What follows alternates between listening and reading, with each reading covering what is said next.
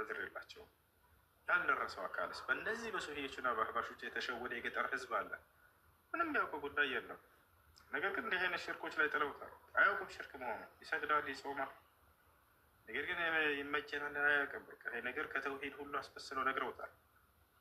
ያንን የተደረገበትን ሹብሃ ማስወገድ ከጭንቅላቱ ላይ ግድ ይላል። ይሄ ነገር ሽርክ እንደሆነ ልታስረዱት ይገባል።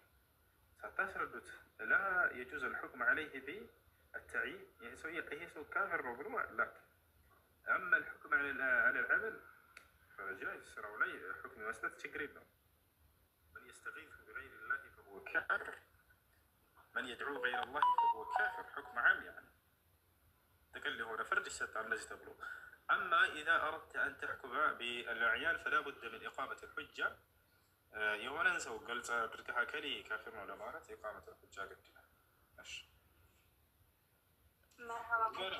ጋር ምን ያደርጉላቸዋል? ሼክ ሳሊህ አልፈውዛን ንግግር ያመጡና ዑዝር ቢልጀህል አይሰጡም ይሏቸዋል። ሼክ ሳሊህ አልፈውዛን እየተጠየቁ ያሉት ስለ ሕክም ዓም ይሆናል።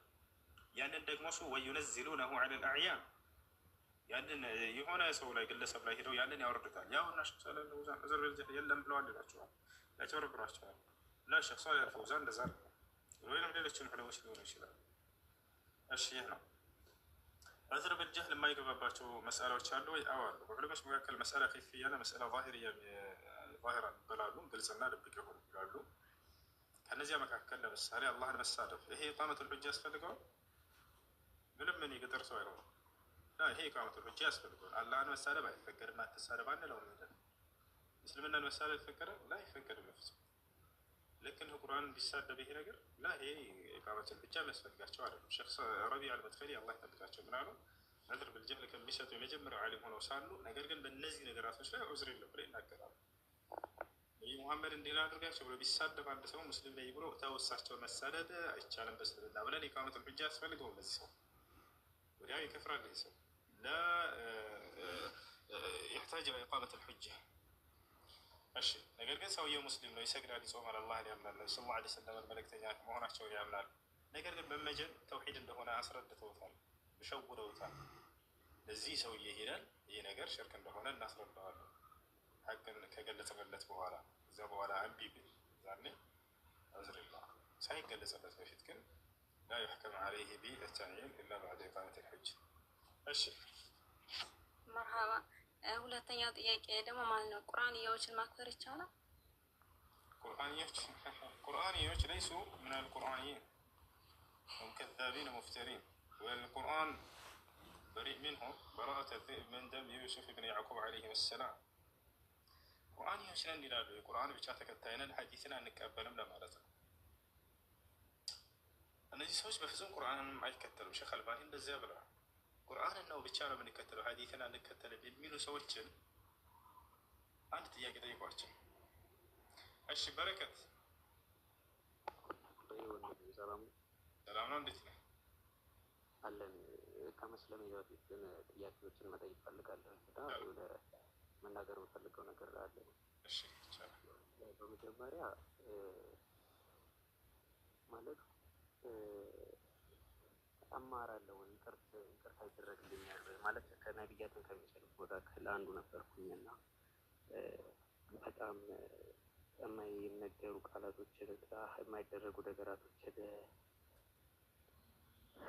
እያደረኩኝ ነበረ እና ይሄ ነገር እንዴት ነው እና ይሄንን ምላሽ።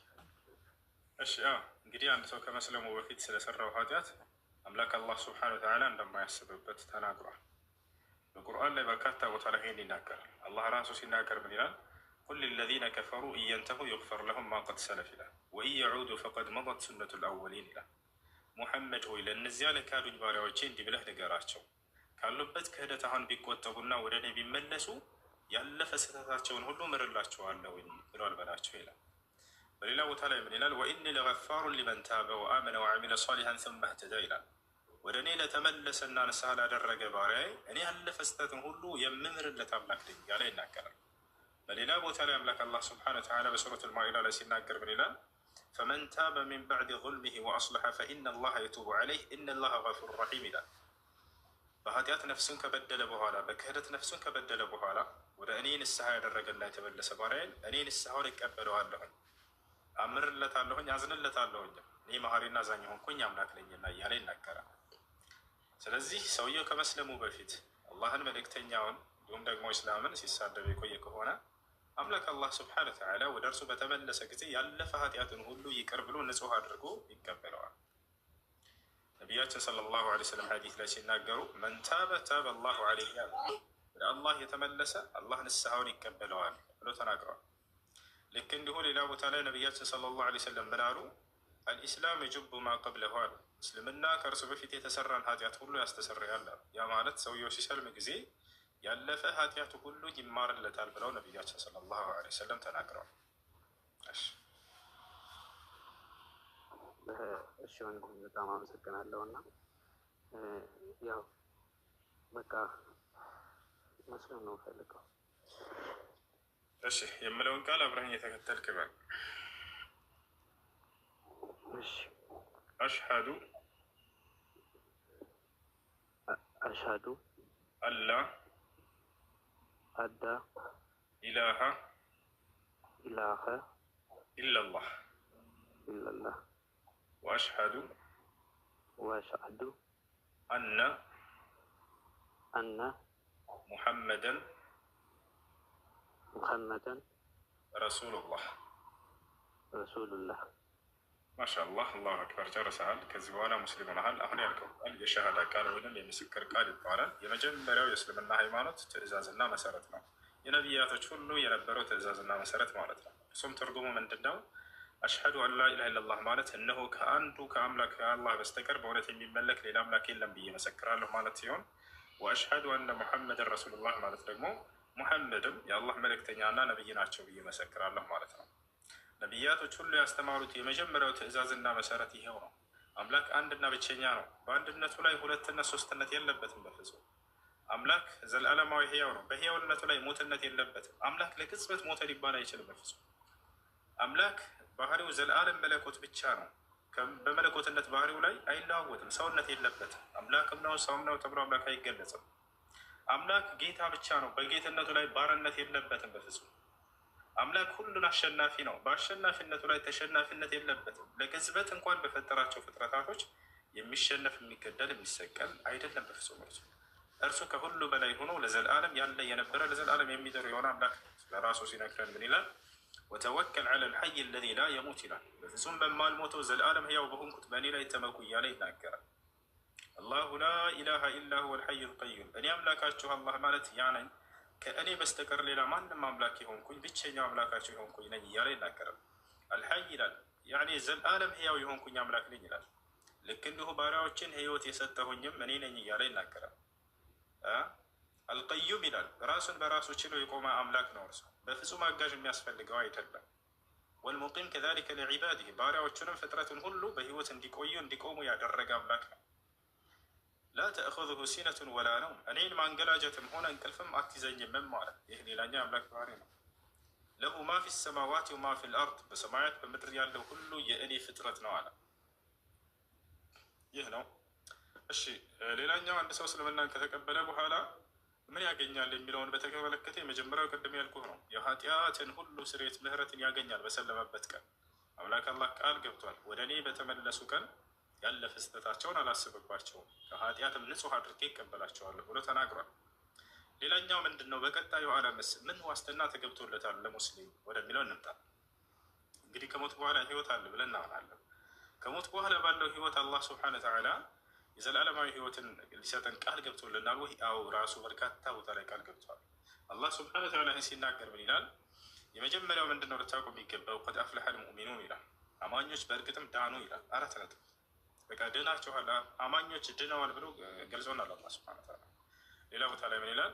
ኢነ ለዚነ አመኑ ወዐሚሉ ሷሊሓት ለሁም ጀናቱ ነዒም፣ እነዚያ በእኔ አምነው መልካምን የሰሩ ለእነርሱ የገነት ጸጋ አለችላቸው፣ ኻሊዲነ ፊሃ፣ በእርሷም ውስጥ ለዘለዓለም ዘውታሪዎች ናቸው ይላል።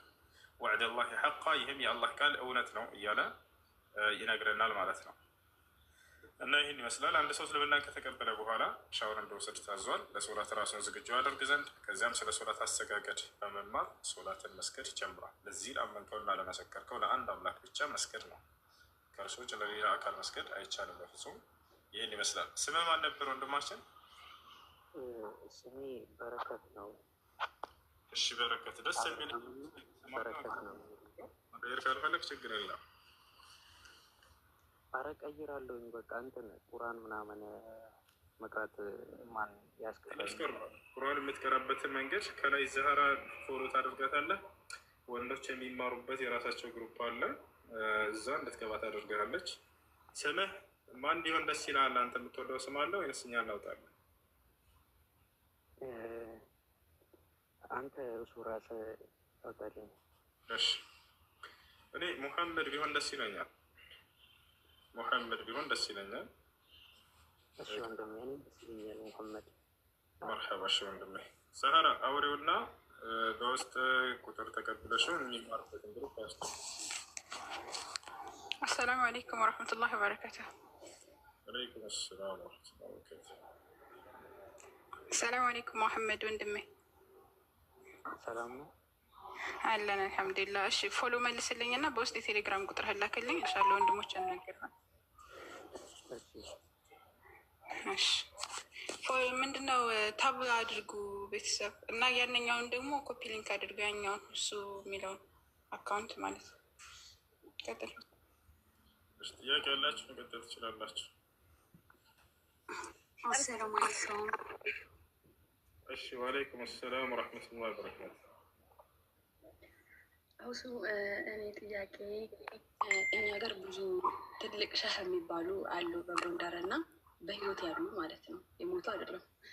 እና እነሱ ጋር አንድ ሰው ሲያመው የሆነ ነገር ብቻ በሐኪም መዳን አልችል ሲል ከእነሱ ይሄዱና እነሱ ዱዓ ያደርጉላቸዋል እና ተህሊል ይሰጧቸዋል።